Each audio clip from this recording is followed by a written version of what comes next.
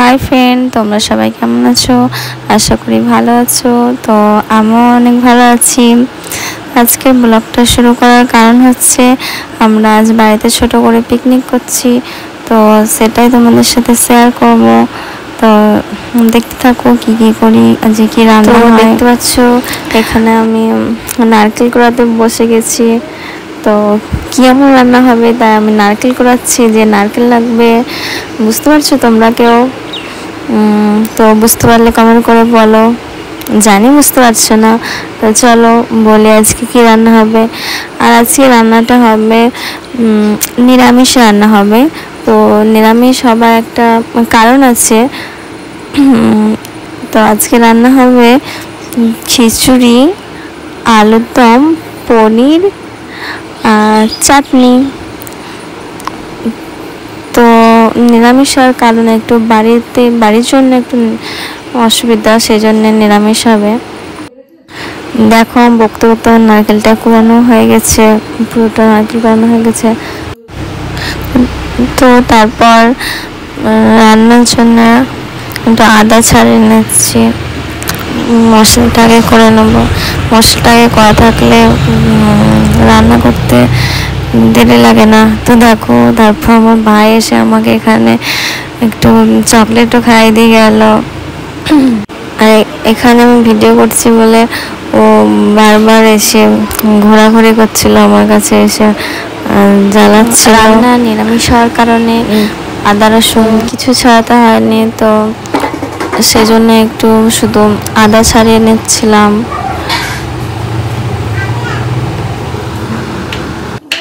এখানে আদা ছাড়ানো হয়ে গেছিলো, আর এর মধ্যে ছিল কটা শুকনো লঙ্কা, কাঁচা লঙ্কা, আদা আর জিরে।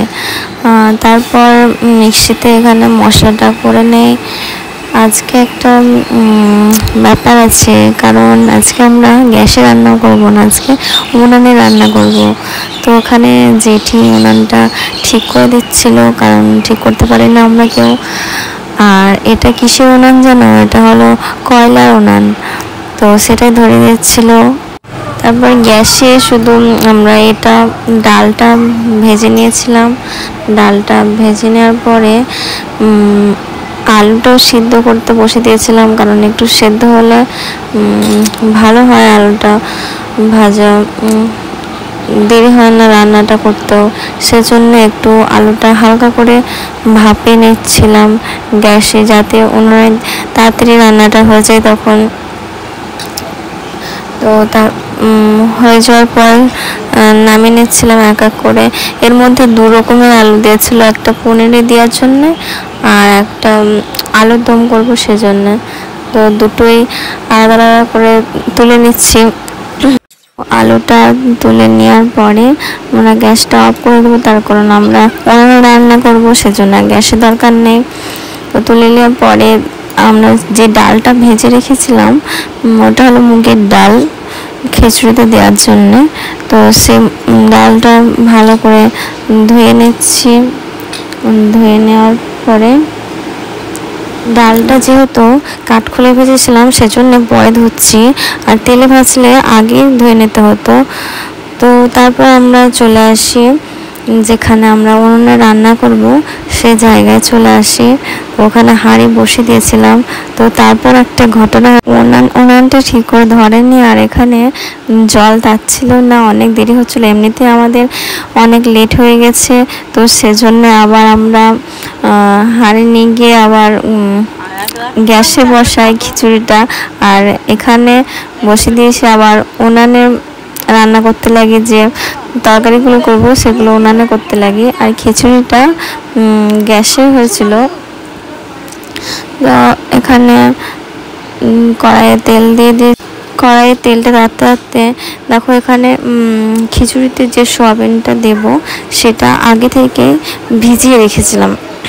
ভিজিয়ে রাখার পরে সেটা ভালো করে চিপে তুলে নিচ্ছি কড়াইয়ে দেবো বলে। তো সেটাই ভেজে নিচ্ছি সোয়াবিনটা এখানে ভালো করে নেড়ে চেড়ে ভেজে নেব। তো দেখতে পাচ্ছ এখানে ভাজা হয়ে গেছে সোয়াবিনটা, তো এবার তুলে নেব। তুলে নেওয়ার পরে ওর মধ্যে আলুটা দিয়ে দেবো। আলুটাও ভালো করে ভেজে নেবো, এটা খিচুড়িতে দেওয়ার জন্য আলুটা ভেজে নিচ্ছি। আলুটা দিয়ে দিলাম, তারপর এর মধ্যে আলুর মধ্যে একটু লবণ দিয়ে দিচ্ছি, লবণ, আর তারপর একটু হলুদও দিয়ে দিলাম। হলুদ দেওয়ার পরে ভালো করে নেড়ে ছেড়ে নেবো যাতে আলুটা ভালো করে ভাজা হয়। তো আলুটা দেখো অনেকটা হয়ে গেছে, দেখতে পাচ্ছ আলুটা ভাজা হয়ে গেছে। তো এবার তুলে নেবো আলুটা,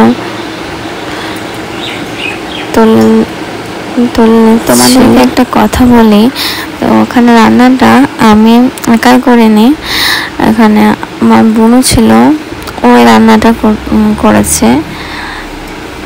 তো আরও অনেকে ছিল সবাই। তোমাদেরকে খিচুড়িটা দেখাতে পারছি না, তার কারণ খিচুড়িটা হচ্ছিল আর একটা বাড়িতে, আর আমরা রান্না করছিলাম আর একটা বাড়িতে, দুটো বাড়িতে রান্না হচ্ছিল। খিচুড়িটা গ্যাসে বসেছিল, আর এদিকে আমরা এ বাড়িতে রান্না করছিলাম, সেজন্য দেখাতে পারিনি। তো আলু তুলে নেওয়ার পরে এখানে তেল দিয়ে দিলাম। তেলটা দেওয়ার পরে তেলটা একটু গরম হয়ে যায়, গরম হয়ে এবার দিয়ে দেবো পনিরটা আগে থেকে কেটে রেখেছিলাম। কেটে রাখার পর এক এক করে সব দিয়ে দিচ্ছি, দিয়ে ভালো করে ভেজে নেব। তো ওখানে পনিরটা ফ্রিজে রাখা হয়নি, সেজন্য পনিরটা নরম হয়ে গেছিলো, অনেকটা নরম হয়ে গেছিলো। তো সেজন্য আস্তে আস্তে পনিরটা ভেজে তুলে নিলাম। তারপর এদিকে দেখি প্রচণ্ড মেঘ করেছে, দেখতে পাচ্ছ কালো হয়ে গেছে একবারে, মনে হচ্ছে বৃষ্টি আসবে, অনেক মেঘ করেছে।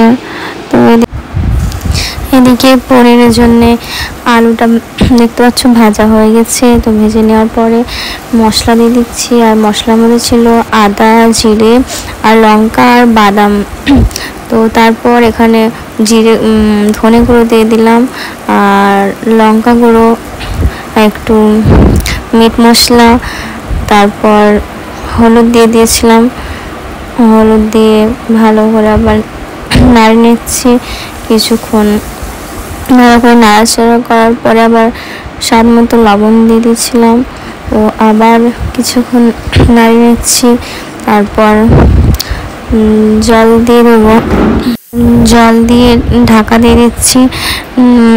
তারপর কিছুক্ষণ ফোটার পরে তখন ঢাকাটা খুলে পনিরগুলো দিয়ে দেবো, তাহলে হয়ে যাবে পনিরের তরকারিটা। তারপর বাইরের দিকে দেখি যে বৃষ্টি পড়তে লেগেছে, আগে দেখেছিলাম মেঘ করেছে, আর আবার দেখছি বৃষ্টি পড়তে লেগেছে। তো এখানে দেখো বৃষ্টি পড়ছে বলে পাখিগুলো কোথায় দাঁড়িয়ে আছে, ভিজে যাচ্ছে পাখিগুলো, সেজন্য পাখিগুলো ঘরে জানলার এতে দাঁড়িয়ে আছে। আর এদিকে দেখো পনিরের তরকারিটা হয়ে গেছে। তো তারপর আমরা কড়াইয়ে তেল দিয়ে দিয়েছি, তেল দেওয়ার পর দেখতে পাচ্ছ পাঁপড় ভাজতে লেগেছি। তো অনেকগুলো পাঁপড় ছিল, একটা একটা করে ভাজতে অনেকটাই টাইম লেগে গেছিলো পাঁপড় ভাজতে। তো তারপর অনেকটা টাইম দেওয়ার পরে পাঁপড়গুলো ভাজা হয়ে গেছিলো। তো তোমাদেরকে দেখাই, দেখতে পাচ্ছ হয়ে গেছে পাঁপড় ভাজা। তারপর আবার কড়াই বসে দিচ্ছি, দিয়ে কড়াইয়ের মধ্যে তেল দিয়ে দিচ্ছি। তেলটা গরম হওয়ার পর আলুগুলো দিয়ে দিচ্ছি। তো আলুগুলো দিয়ে আলুর মধ্যে এবার লবণ দিয়ে দিলাম, আর একটু হলুদ দিয়ে দিলাম। তারপর আবার নাড়িয়ে নিচ্ছি আলুগুলো। নাড়িয়ে নেওয়ার পরে এবার আলুটা ভালো করে ভেজে নেব। ভাজা হয়ে গেলে দেখতে পাচ্ছ ভাজা হয়ে গেছে। এবার আলুগুলো তুলে রাখবো, তুলে রাখার পরে তখন মশলাটা করে নেবো। তো দেখতে পাচ্ছ আলুগুলো এবার তুলে নিচ্ছি। এবার কড়াইয়ের মধ্যে দিয়ে দেবো একটু চিনি, তেজপাতা, শুকনো লঙ্কা দিয়ে নাড়িয়ে নিচ্ছি।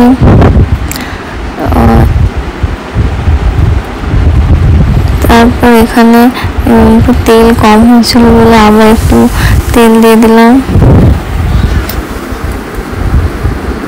আর তারপর পুরো মশলাটা দিয়ে দিলাম, যে মশলাটা ছিল। এবার ভালো করে মশলাটাকে নাড়িয়ে নেব। আর এই মশলার মধ্যে দিয়ে দেবো হলুদ, ধনে গুঁড়ো আর মিট মশলা আর লঙ্কা গুঁড়ো। তারপর আবার ভালো করে পুরো নাড়িয়ে নেব। তো এবার মশলাটা করা হয়ে গেছে, আলুগুলো দিয়ে দিচ্ছি মশলার মধ্যে। মশলাগুলো আলুতে লাগিয়ে নিচ্ছে, লাগিয়ে নিয়ে এবার দুবার নাড়ার পরে লবণ দিয়ে দিচ্ছি।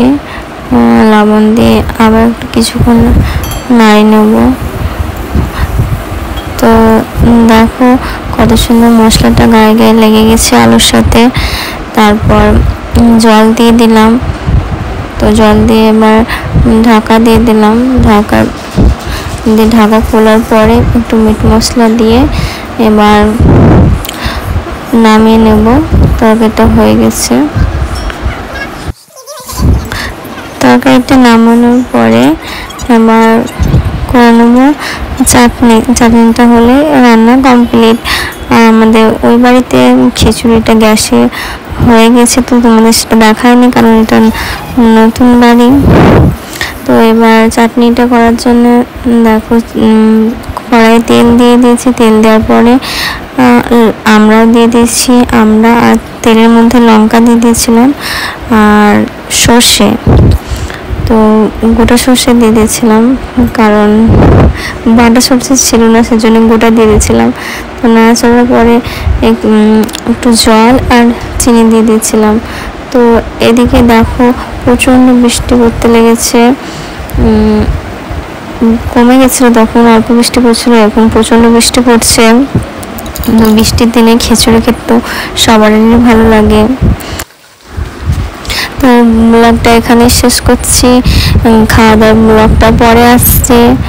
ওকে বাই সবাইকে, নেক্সট ভিডিও দেখা হচ্ছে।